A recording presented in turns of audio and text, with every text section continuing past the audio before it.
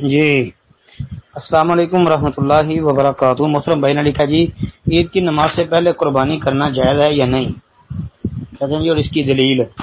محترم بھائی نماز عید سے پہلے قربانی کرنا یہ درست نہیں ہے۔ حضرت انس بن مالک رضی اللہ عنہ والی روایت جس میں ہے کہ نبی علیہ الصلوۃ والسلام نے یہ بات ارشاد فرمائی کہ جس بندے نے نماز عید سے پہلے جانور ذبح کر لیا تو اس نے صرف اپنے نفس کے لیے ذبح کیا ہے، اور جس نے نماز کے بعد ذبح کیا اس کی قربانی مکمل ہوئی اور وہ مسلمانوں کی سنت کو بھی پہنچا۔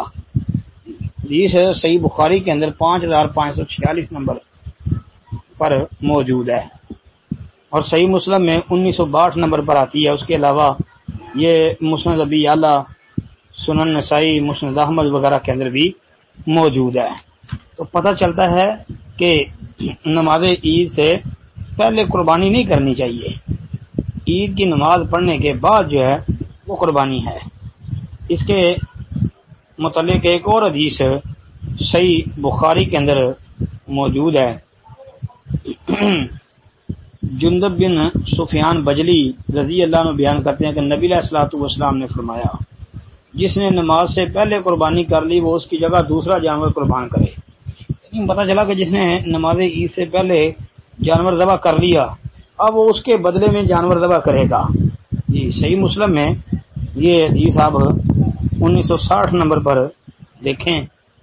جی اس کے علاوہ سنن نسائی میں، سنن ابن ماجہ، مسند حمیدی ابن ماجہ میں 3152 نمبر دیکھ لیں، اور مسند حمیدی میں 775، مسند ابی اعلی، ابن حبان اور حدیث کی کئی کتابوں میں موجود ہے۔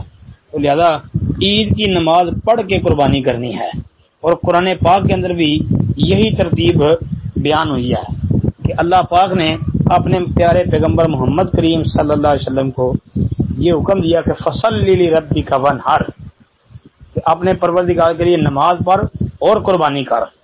تو پتہ چلتا ہے کہ پہلے نماز ہے، نماز کے بعد قربانی ہے۔ السلام علیکم ورحمۃ اللہ وبرکاتہ۔